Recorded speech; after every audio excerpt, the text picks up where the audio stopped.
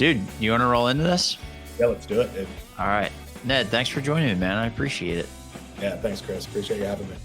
All right. Well, so I guess to give everybody context of how we know each other, it's through Closed Loop. You used to be a trainer there. And we met through I don't forget what they're called, but those like one-off classes and everything. Like the weekly winners circle. Winner Circle. Right. Yeah. Okay. And dude, I gotta say, just as like a tip of the hat, is the stuff that you were teaching in there like transformed my sales process. It helped a lot. So that was huge. And then actually now Dan's running it now too. So, and that's been super helpful as I'm now looking at jobs and all this stuff. So thank you, man. I appreciate it. Absolutely. Yeah. Those, I definitely will say that I grew in the, 2 years that I was with Closed Loop and everything we got to do. I grew probably about 10 years of knowledge between Corey and Hillman, just always, when you're around those kind of guys constantly, like when you've got Corey, who is just probably a genius. Like if I had to guess, like IQ, genius. And you've got Hillman, who is like literally the smartest business savvy human being I've ever met. And you're just around those guys and they're talking constantly to you about ideas and things. And, by the time that I had, stepped away from Closed Loop, I was working in tandem with those guys. Dude, you literally just by osmosis, just you have to get smarter. And so I will always be indebted to those two guys for taking a shot on me for sure. Yeah, man. Well, and I think you'll find this funny. So this I've had I found this as I was going to clean out my car and turn in my lease, and I found this under the seat. So it must have been there for like 2 or 3 years almost. And I pulled it out 2 months ago, started running back through this, and yeah, it's made a huge impact. So I can't complain. Plan, scan, priority path, velocity plan, bro. Dude, you guys, dude, I just taught it to somebody today. It's crazy.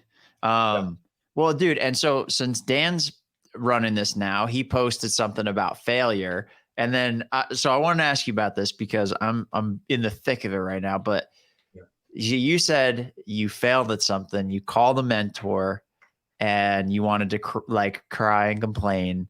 Yeah. So can you tell that story, and then we'll kind of dig into like what happened from there? Yeah. So back in 2017, had a really good exit with one of the companies. I was one of the first sales hires, had a really good exit, and decided that, hey, I was going to take a shot on a startup. And the startup basically was selling, like at the time, AI to office buildings to help with like their printing and like all of these like efficiency tools really inside of an office building. And I put like everything into it, right? I invested into it. I moved my family, like we went all in. And like 6 months into it, we hadn't made a sale, had no investors. Like it was awful. And I lost everything, like literally, like down to putting rent on a credit card, which you're not supposed to do. Like, and it was one of those moments where I went from such a high of like, here I am, this, 24, 25-year-old kid who, dude, I come from a poor background. I, in one fell swoop, made more than both of my parents made in their whole entire lives in like one check. And, combined probably. And I go from that to just the complete opposite within, a year and a half of that experience. And I literally call a mentor of mine and I'm like, I'm lost, right? I'm like, dude, I have no idea what to do. I had just gotten married at the time. And I'm like, dude, I brought my wife and here we are. She bet on this with me. And now I've got nothing. And he was like, awesome, dude. Cool. Yeah. Now you can actually go be successful. All right. Next up, what are you doing next? And I like in the conversation was like, well, no, dude, like, how do I pay rent? He's like, doesn't matter. Now you can go be successful. What's next? And he just kept saying like, what's next? What's next? What's next? And it was one of the most eye-opening experiences of my entire career that, and Dan's post was really good because he talked about like all the successful people in life have had failures, right? And it is because I think that for me up until that point, I really hadn't failed, right? Mm-hmm. I'd been, pretty successful in everything that I'd done.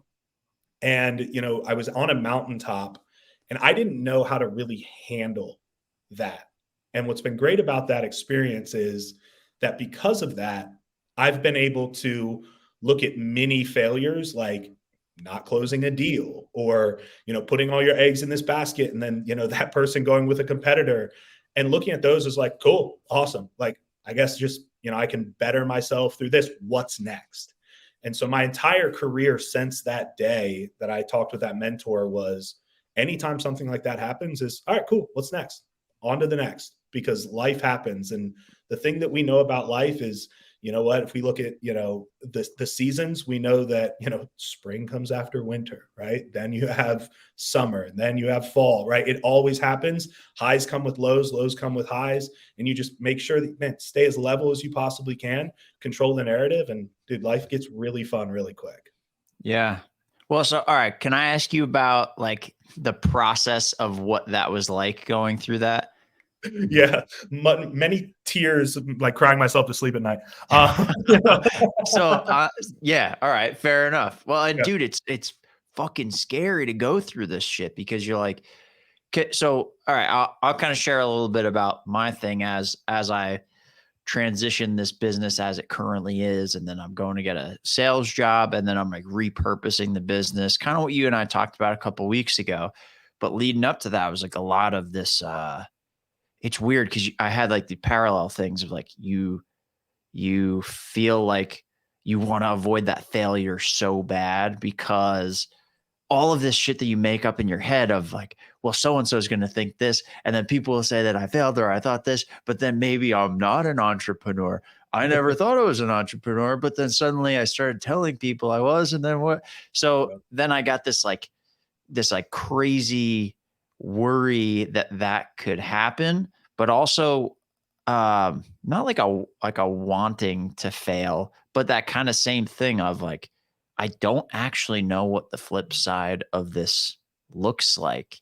So what was going through your head as you were in this stage leading up to the, I'll say, temporary failure, temporary defeat? Like, yeah, I think, the writing was on the wall pretty quickly into that business, right? It okay, was, we were having conversations and people just weren't buying into what we were saying. And the tech was, I mean, quite honestly, it was vaporware at that point. Like we were just hoping that people would believe the PowerPoint, that we were showing them. And so I think the biggest thing was a lot of it was ego for me. And it was probably one of the healthiest experiences of my life because up until that point, everything had been, I'm going to prove everyone wrong. Here I am, this kid from Leonardtown, Maryland, who didn't grow up with a silver spoon in his mouth, who wasn't a great athlete, who, wasn't very smart in school, got made fun of because I was a little chunky kid, right? From the wrong side of the tracks. And it was like, well, I'm going to show all of my bullies that look at me. I can, go to college, I can graduate, I can get an MBA, I can move out to San Francisco and be successful. Like, what are you guys doing? Kind of thing. And up until that point, I had really, really gauged a lot of my success on, hey, am I doing better than the people that told me I could do nothing?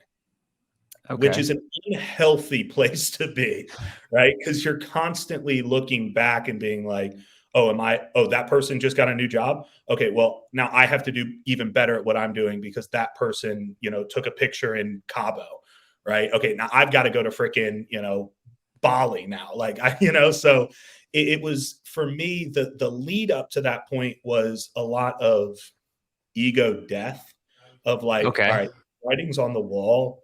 Um, I've got to find a way to come out of this. Right. And I think, when myself and the two founders had the conversation of like, hey, like, we're not going to be a business anymore. The biggest issue that I had was what are people going to think? And yep, until I got out of until I realized that no one in life cares about you as much as you care about you, it was super unhealthy, right? And so it was, and it was crazy because I did that. I had that failure, right? And there, it was wild how many people came to my aid when I was open and Yes. honest and vulnerable. And I wasn't some asshole kid who was like, look at me, look what I've done, look at all this stuff. It was like, yo, I'm hurting, I'm struggling, I'm in a place that I don't know where I can go. You're in a better place than me. Can you offer advice? And the people came and they flocked. And I mean, literally within a couple of months, I, had a new gig and was making money again and stopped putting rent on a credit card, and the rest is history. But what it taught me was, hey, it's your community and the people that you surround yourself with that matter. It's not about the people. I used to be the guy that was like, oh yeah, if you don't have haters, you're not doing anything right. It's like, maybe, like, I don't know, like, but at the same time, don't be an idiot. Like, I don't think I have many haters at this point, or if they do, they don't they don't bother me, dude. You know what I mean? But at that point in my life, I really, really was focused so much on what other people thought of me that it was holding me back. And I was grasping so tight to that I couldn't control the narrative in my own head. And my narrative was written by, a couple of 10-year-olds back in 2002 that were telling me that I would never be anything and I was always going to live in a trailer park and be poor and never be successful. Dude, I was 25 at that time. It's 15 years later, and I'm still focused on that. And that failure really allowed me to go, okay, who is Ned, right? Outside of that, what do I want to do with my life? Who do I want to be and who do I want to serve? And I'll tell you right now, that failure opened up so many doors that have still been opened, and have not closed yet, all because I just said, okay, ego be, and obviously we're not all going to be like forever no ego, but ego less, right? Like, I'm not focused on what other people are thinking. This is Ned. Either you get what you get, take it or leave it, and it's been the best thing that's ever happened. So, all right, I want to ask you two questions around that. Um, so one side of things, when this happened to you, although, what did it physically feel like when this was happening to you? Bro, it's, people will tell you like, oh, it feels like get punched in the gut. Like, add 10 times to that pain. That's genuinely like, okay, there's physical, emotional, spiritual, like you are just out, almost like an out of body experience of like, I have no idea what is up and what is down. Mm-hmm. Right. I don't know where to go. And I think that's seriously why having people in your corner, at least, even if you don't have anyone in your corner right now, reaching out to people and being vulnerable is so important, because then people can look and take, look at a bird's eye view and look at the 40,000-foot view and go, hey, this really isn't that bad. Like, what's next? And go, hey, Yeah. you're really good at X, Y, and Z. Go and do this, and you can go be successful somewhere else. So, I think that was the biggest thing. Yeah, no, that's kind of how I felt. And it was, one of the cool parts, I guess, about failing in this way was that, it did feel like physically lighter, but also it was like, disorienting. So like you Yeah. said, I didn't really know which way was up, which way was down. And all the people that I thought I needed to hide this fact from were the people that ended up helping me the Yeah. most. And it was funny because, as I went through this process, like I started working with a mindset coach like a few months ago. If you told me a year ago I'd have a mindset coach, I'd be like, you're out of your fucking mind. I'm not getting a mindset coach. What are you talking about, dude?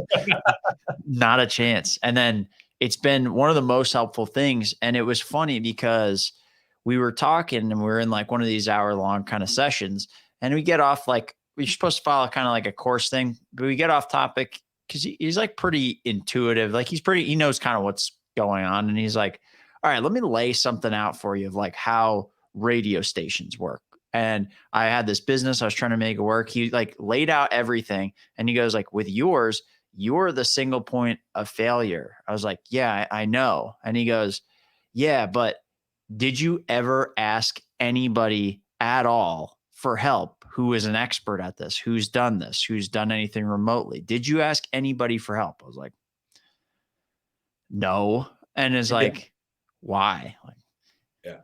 I don't know. Cause you think either you can do it yourself, or you think that maybe somebody will steal it, or that you think that maybe if I were to ask these questions, then somebody might think I'm an idiot.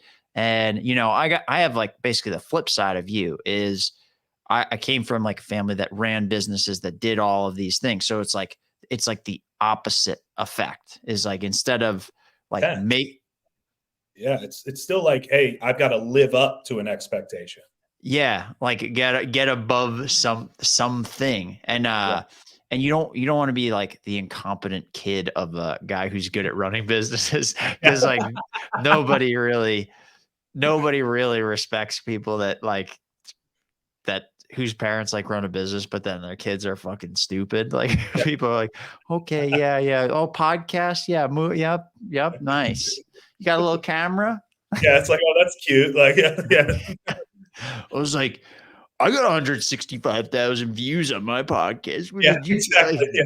And they're like, I made $165,000 yesterday. Like, And I you're was like, like, okay, I want to ask how you did that, but you know what? Maybe I'm making that too, yeah, I don't want to tell. Well, dude, that's a great point, right? Because I think this kind of goes back. I've got a very, anyone who knows me knows that I'm not into personal development. I really, really, really, let me rephrase that. I picked I'm that not. up during our courses. Yeah, anyone that's ever been trained by me, anyone that's been one of like closed loops companies, will know that I'm very staunch against like the Tony Robbins of the world. But But you are that said though, I notice you are a very like practical improvement person. So sorry to yeah, interrupt, but I did notice every time I would talk, it was like, yeah, I read this like entire training program last week. Very insightful. And it's like, who the fuck reads a training program? So the way it is I'm very against the personal development in the way that it stands of like the guru, right? Mhm.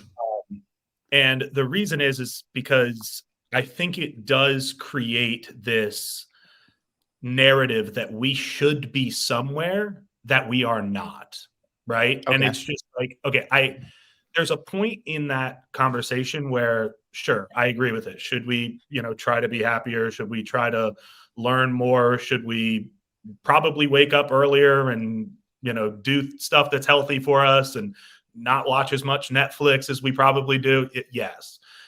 Do I think I saw this this video the other day scrolling through Instagram, and some like 20-year-old kids like, yo, if you're 20 and you don't have a Lamborghini, you should really ask questions about like what you're doing with your life. And I was like, fuck you. Like, and not even like fuck you, like who are you? But like this is the absolute craziest thing that I've ever heard in my life, because there is nothing we don't everyone has their own path. This is kind of like how I'm trying to put this. Everyone has their own path, and we do what we do. And the more people that you can surround yourself with, and things that you surround yourself with that are where you want to be or on the path that you want to go to, the better off you are than paying Tony Robbins $10,000 to go sit in a crowd of 20,000 people and be told that you need to like do this to your head or like make a move and like be excited. Like that stuff only works so much. Like you've heard me say this 1,000 times. My career changed the minute that I stopped reading 1,000 books a year and read for 3 years in a row 8 books, and they were written by Corey and Hillman. And it was like, okay, I read those books, I did the things that I need to do, I implemented the tasks, right? I read things that were adjacent to them or things that they said I should listen to or read, and my life changed and I skyrocketed. Where I think a lot of times what happens is we get into these scenarios as human beings where, oh, that guy's successful, I'm going to go try to be like him. Oh, that guy's successful, I'm going to go try to be, oh, that guy's successful, I'm going to go try to be like him. Oh, that webinar, that seminar, that course, that coach, and you start to be so scattered that you're getting all of this interference from every place in life. And it's just like, all right, put some focus around who you want to be, how you want to serve your community, where you want to be, and who you want to do it with, and really just put that into focus. I will say that a lot of my failure in that initial business was because I was so scattered, right? And Okay.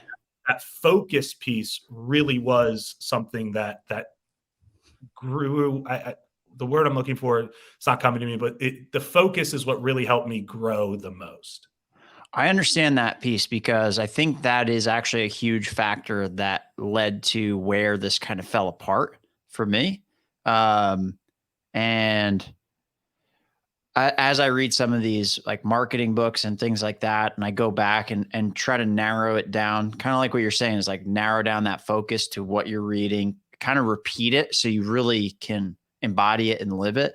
But as I go through these things and you find new stuff to try to fit in that criteria, the stuff that's resonating right now is to target and focus in on certain things and make sure you nail this specific focus. Make sure that you understand who those customers are, who the ideal person is, the pain that you're solving for them, how the process looks, will they buy it, all that kind of stuff. And that's a big part of what I missed and what I got wrong was I tried to be everything to everybody. And I know it's cliche because when you're starting out, a lot of times you kind of have to do that in some ways if you don't know what it's going to be. But I didn't make that switch fast enough. Yeah. And I don't know. It's interesting. I think when you start to narrow down that focus and build these things out and reread and like I'm going through the field guide like over and over again, you start to kind of realize that the the scope of time that you have to make these changes is much longer than you think from a Yeah. tactical perspective. But Yeah. the time to make the changes from like an action and like embodying those changes, you actually don't have that much time to make those changes because that aspect of life is very short, whereas the tactical aspects of life are actually much longer if you're present. Does that make sense? Oh, 100%. I think one of the biggest things I've learned in my career is that when it comes to the actual, like, first few customers that you have as a company, those are your most important customers, Why? right? It's because they're gonna really either deter you from your goal, and sometimes that's in a good direction, most of the time it's not, right? Because they're gonna be like, if you sell a software to someone who isn't an ideal customer for you, right? They're gonna be asking you to build 30 different things to make it an ideal situation for them when you could have gone and sold 30 other customers and actually made money, right? And so I think that the play is always that you have to have an idea of where you want to go and understand that the path is not linear, right? Which Mm, obviously is cliche, right? Like, of course, it's not linear, Ned. But in reality, like, okay, let's say we want to make $1 million this year as a company, right? We know what our price point is. We know who our ideal customer is. We know what we're going to offer, right? But the thing that I see with most companies, especially early stage startups specifically, whether that be tech, whether it be an agency, whatever it may be, is that they'll take money from anybody and yep. they'll go, okay, I need to pay this bill. So I'm going to take the $2,500. But the problem is that what happens is you take that $2,500 and you end up spending $5,000 worth of time, energy, and resources to make it actually work for the person you just sold. So now you're actually negative $2,500. And you also didn't have the time to go out there and evangelize your product, go out and have those conversations and do those things. Dude, you nailed it spot on. It sucks, but it was a series of a bunch of those things happening that kind of led to this. Okay, so I have two questions. Like I want to ask on like a more personal or philosophical side about your thoughts on like the concept of faith. It doesn't even have to be like from a religious perspective, but just curious about that. But like just circling, we can circle back to that. Remind me if we remember it. But Yeah. how did you how did you take the stuff that you learned from your startup company failing, and then also from the stuff that you found successful when you were at Closed Loop and the other companies that you were at, how did you take that to find success with Beam and then also to like avoid those pitfalls with it? I know this is like a real wide question, but like, are there any kind of core principles that you have integrated into that?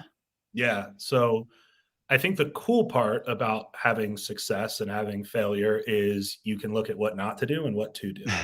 Right. And so it's like when we started Beam, um, what's great about it is my partners are all from the solar industry. Right. I've never knocked a door in my life. Right. And they've been in the industry for 10 years, knocking doors, managing large organizations, starting their own companies and dealers.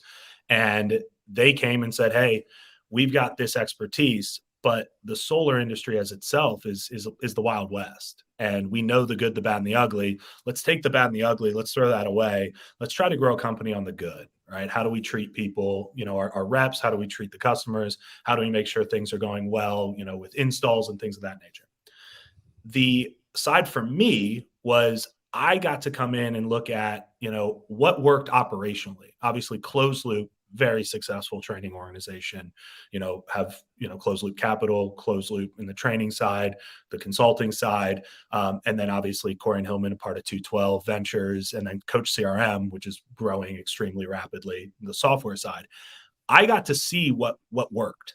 Right. What's cool about that is not everything that we wanted to do at Closed Loop or Coach CRM or anything worked. Right. There's a lot of things that Hillman and I talked about at like 10 o'clock at night. We were like, let's do it. And then it just like didn't work. Right. And so I got to see what worked and what didn't. The biggest things that I'll tell you about what works when you're starting an organization is the people.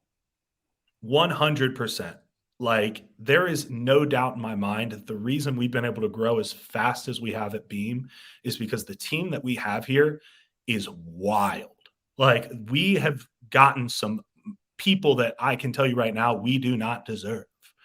And it's one of those things that if you can cast a vision as an entrepreneur, that's real, right? I'm not talking like, these companies that tell sales reps they're going to make $500,000 when they sell a $200 a month product, right?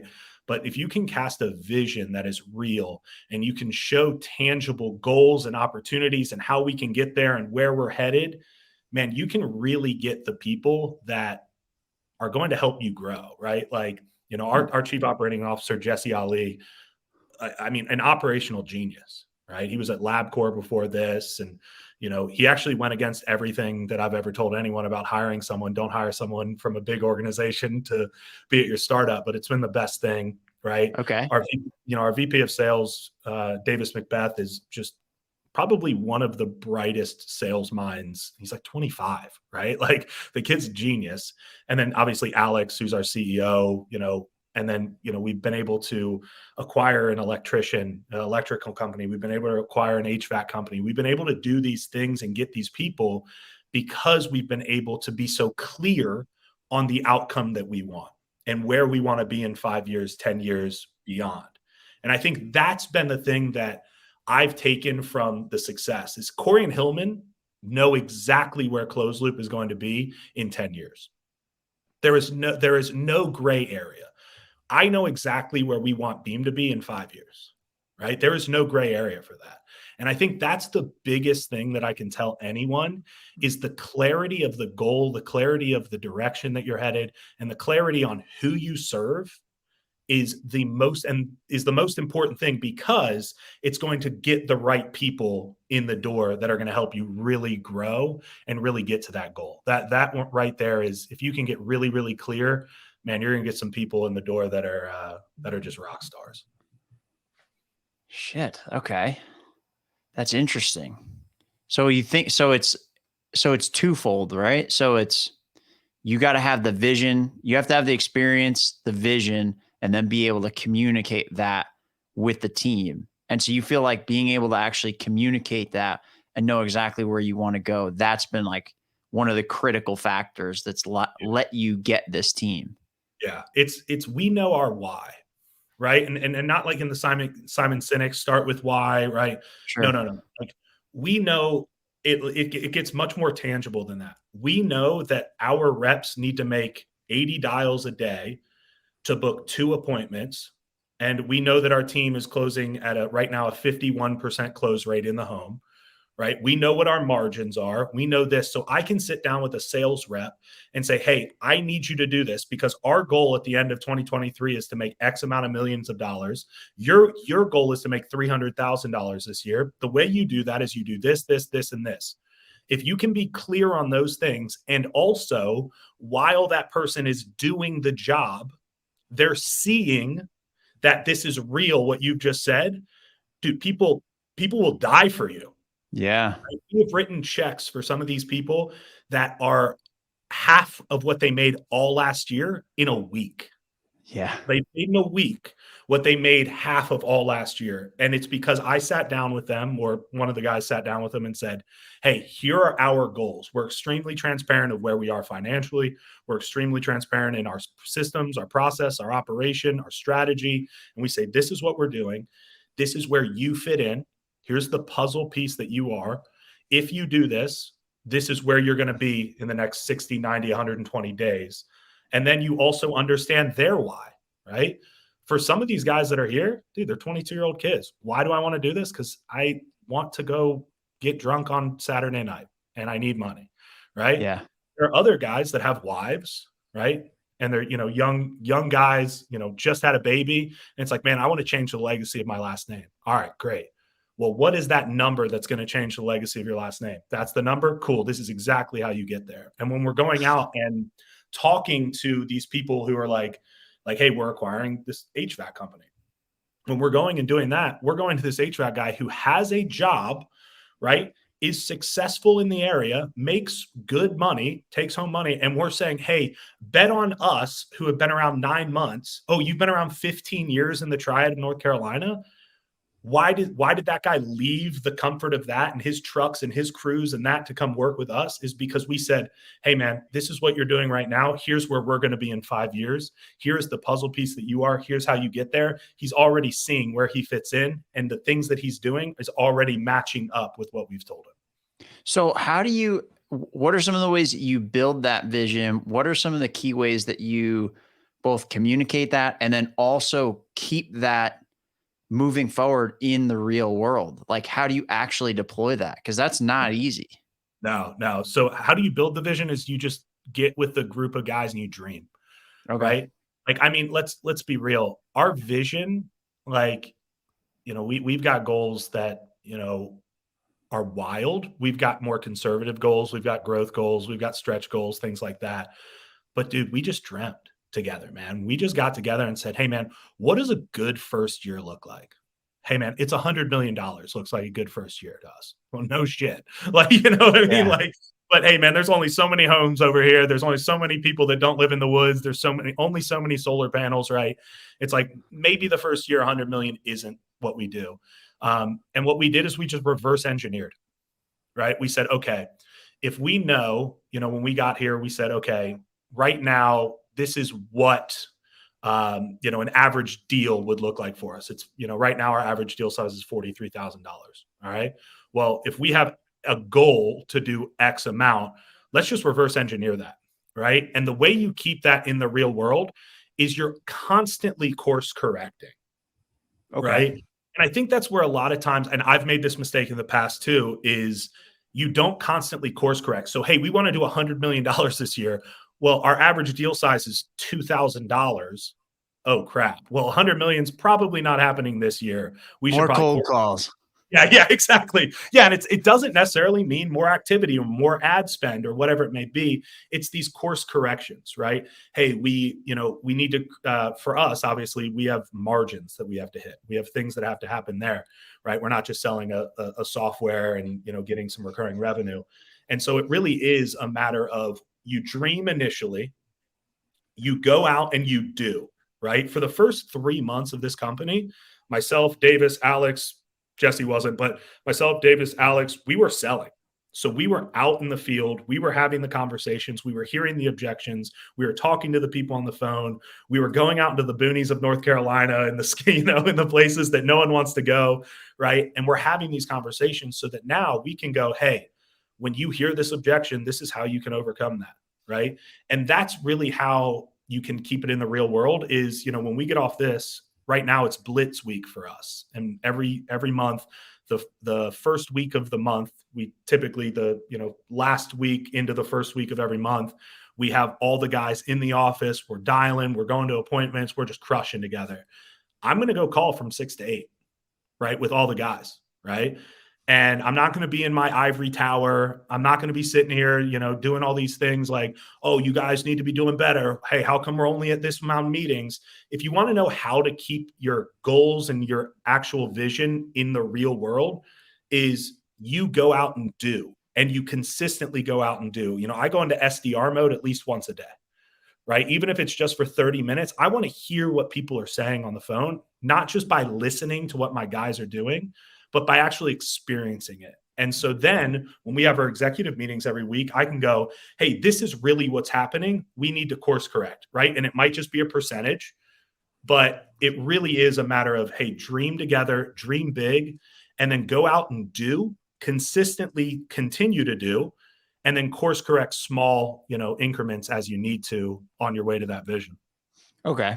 Yeah. And all the leaders that I've respected have been people that can either kind of walk the walk with you or, have done it because the way that they talk, the way that they understand things when you come to them with a problem is different than the people that I've worked for that just there's like no understanding. And yeah, and they fall out of the real world and then you have all these problems. Well, and dude, so I want to ask you on this part. I hadn't thought of it from this perspective, but do you feel like this company is something that you could have pulled off if it was just you? Or do you think that this like group of kind of founders was a critical piece of being able to get this off the ground? Oh, the people have been everything, right? Okay. What we've been able to do is create the dream beam team to really build something, because they're like, I'm not an operational guy. Like sales ops, cool, but like ops, no, right? Yeah. Our head of construction, dude, I don't know a wire that goes into a solar panel from a hole in the ground, right? So it doesn't, there's so many things that I didn't understand initially that would have taken us 9, 10, 12 months to get to the point we are now, minimum, if it had just been me. Versus, I mean, these guys all have the experience, right? I know how to build systems, process, strategy, and sales operations that can scale. I have no idea how to put a panel on a roof. Well, I used to not know how to put a panel on a roof, right? I didn't know what direct to consumer sales was, right? Like I'm a triangle seller, right? I'm a guy that knows how to close $1 million deals. I don't know how to, I didn't at the time, I didn't know how to talk Mrs. Murphy, down the street, who's worried about a $200 electric bill, right? I didn't know how to talk her into this. So absolutely, it's the team. It's, the people that we've been able to bring on. It's the people we continue to bring on. And I mean, I can tell you, if it had just been me, dude, it would have been just another colossal failure. Well, dude, that's what I'm realizing as I go through this restructuring and looking at how I have this thing shaped. I'm going out to people who have run businesses before, business coaches, business strategists, exit strategists, people who have run podcast networks, all this stuff, and just trying to figure it out from there. And actually, you bring up a good point. I'll have to really think hard about that, of if the approach might actually be better off with a series of founders and partners versus trying to find the right employees or whatever it might be. Well, my thought process is this, right? Is, number one, let's be honest. It's the perfect time to start a solar company, right? Like let's not pretend like this is a passion project, right? Like, do we care about the environment? Sure. Right. Like, is it the right thing to do? Yes. But there are so many government incentives, right? Yeah. The timing is perfect, right? So we've kind of hit that perfect time of like, the, you know, the inception of a lot of goals at the federal and state level of, hey, let's go renewable, right? But one thing that I'll tell you is this is as we've grown and as we've brought, you know, more sales reps on, marketers, customer experience people, like all of this stuff, what I've found is I think a lot of times founders get greedy, right? Mm. And get egotistical. I was that way, right? Where it's like, oh, I want, you know, I'm not giving away X amount of my company, right? Because I could go do this on my own. Well, could you or I have probably done something on our own? Sure. Would it have grown to where it is now? Absolutely not. Right. And I would much rather have, you know, 10% of $1 billion pie than 100% of 100,000. Yep. Right. And I think that's one of those things that as we've grown and as we've had conversations with other people and other organizations, it's like, hey, this group that we've brought around us, dude, you know, one of the things I love that Alex, who's our CEO, says all the time is, hey, man, we're here to build a long-term game and do long-term games with long-term people. And that has been something that that's our hiring criteria. Dude, are you a long-term person that we want to do a long-term game with? If not, dude, hey, we're just not for you. And dude, I will give away portions of the company if you can come in and be a long-term player for this long-term game that we know is going to, you know, explode and already has exploded just because of the people we've surrounded ourselves with. For sure. For sure. That's a cool approach. And I think that's not one that you can get to until you have experience, you know? 100%. Yeah. Yeah. I couldn't have done this 5 years ago. And I actually think like, yeah, I agree with like the path I'm going with some of this stuff. I don't even think I was mature enough 2 years ago to do this. It's interesting how fast this stuff changes. It's pretty wild, right? Hillman and Corey met me, you know, 4 years ago now, 3 or 4 years ago now. They took a shot. Yeah, I know, right? Isn't that wild?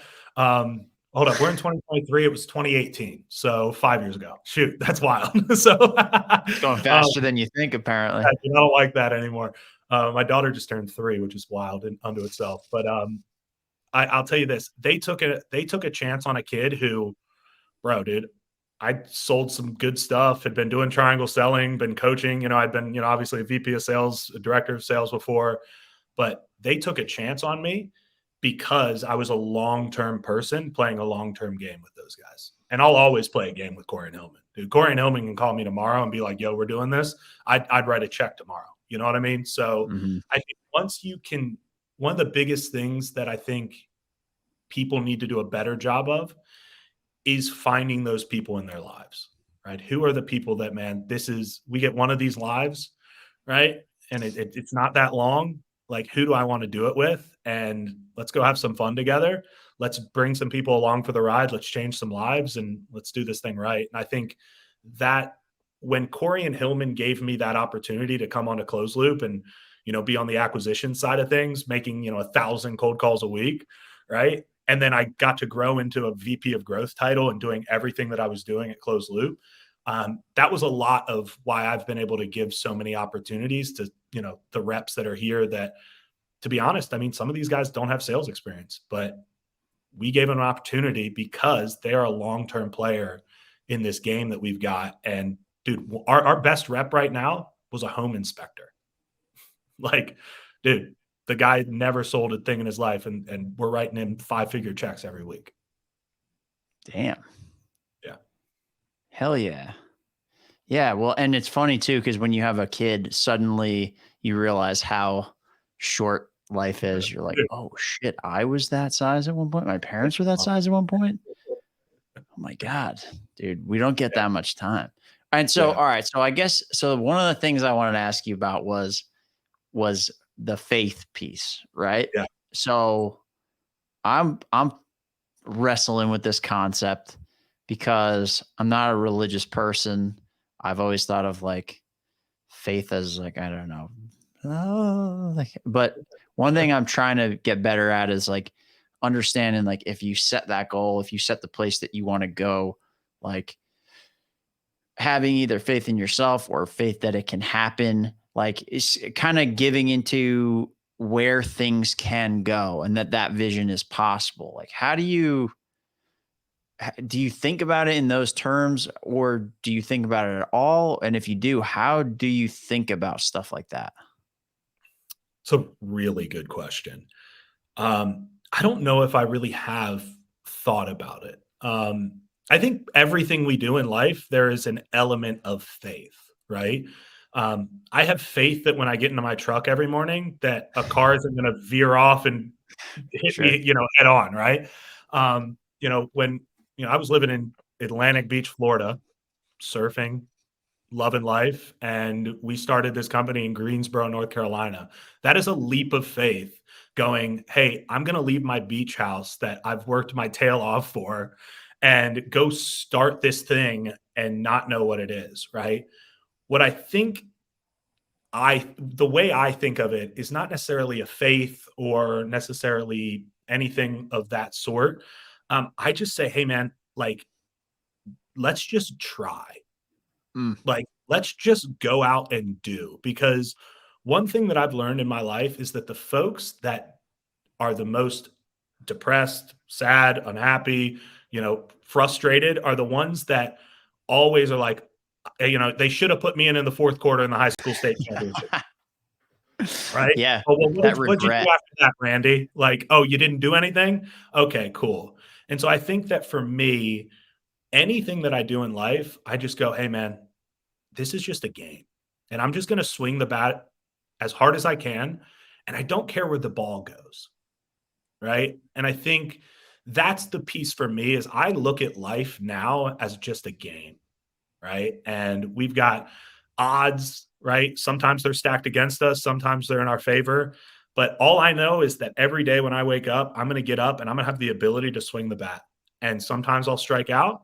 Sometimes I'll hit the ball, straight to the shortstop. Sometimes I'll hit a home run. But every day I just know that I'm going to get up to the plate and swing. And I'll probably swing more than you swing, right? Which makes me better odds. And guess what? The more you swing, the better you get at swinging the bat. And guess Yeah. what? You're going to make more contact. And I think that's the way that I look at life. Not necessarily a faith thing as much as I just think like, man, dude, we have a really cool opportunity to make a really cool impact. I would be doing the world a disservice if I didn't swing the bat. Got it. Okay. So it's all right. I'll have to think about that because I'm like torn between those kind of two modalities. I don't know if that's the right word, but like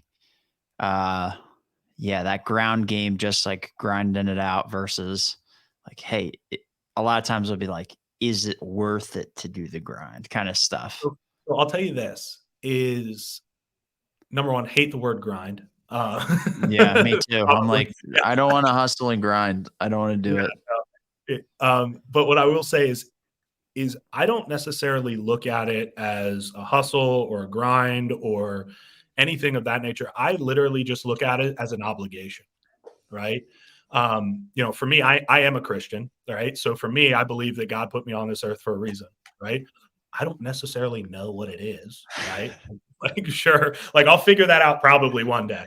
But my thing is like, dude, if God put me on this earth, I've got an obligation to live my life to the fullest and do the things that He's given me the ability to do, right? I've been given the ability to apparently be half decent at sales, a mediocre leader, right? Whatever it is, like I'm going to be the most mediocre leader I can be. I'm going to be the most half decent sales rep I can be.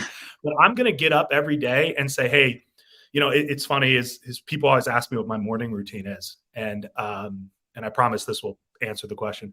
But they ask me what my morning routine is, and I really don't have one. But there's one thing I do every morning is as soon as my feet hit the ground, I go, dude, today's going to be a freaking great day. And it's funny because my girlfriend makes fun of me. Like every morning, she's like, God, just shut up. Like, God, like, it doesn't matter what time I get up. I'm just like, dude, it's going to be a great day because it's another day on earth. It's another day that I can use my talents, treasures, convictions, whatever I've got to go and impact someone else. Right. And so that's the way I look at it, as like, dude, it is my obligation to swing the bat. And some days swinging the bat looks like laying on the couch and watching Netflix. Right. Other days it looks like what I've done today, which has been sitting and staring at a computer, integrating our new texting platform with HubSpot, and like doing all of these things that are going to help us grow as an organization. Other days it looks like spending all day with my daughter going to the zoo. But man, I'm going to swing the bat every single day to the best of my ability and use my, my talents the way that I can. And man, sometimes that works out really well. Sometimes it doesn't, but I'm just here to, hopefully be a light to the world and change the legacy of my last name. Hell yeah, dude. Well, you've been a big help to me, especially with the sales front. It's been hugely helpful, and a lot of the advice that you've rolled out has really come at the perfect time. So I do appreciate that. And yeah, it is. You do got to start the day off on that positive note, because that's where the fucking demons fly in and take over. So it's by the way, sometimes they do just take over. Even though those feet hit the ground, I say it's going to be a great day. Sometimes I get punched in the face, and it's like, oh god. So it's not you get dragged through the day. Yeah, exactly. Well, dude, thank you for doing this. I really appreciate it. And if people want to connect with you, either connect with you directly or learn more about you, where can they? Wow. These days, man, like I'm not on LinkedIn that much anymore, but you can look at me on LinkedIn. You'll see some stuff from way back, but look me up. If anyone wants to ask questions, just ned@beamsolarco.com.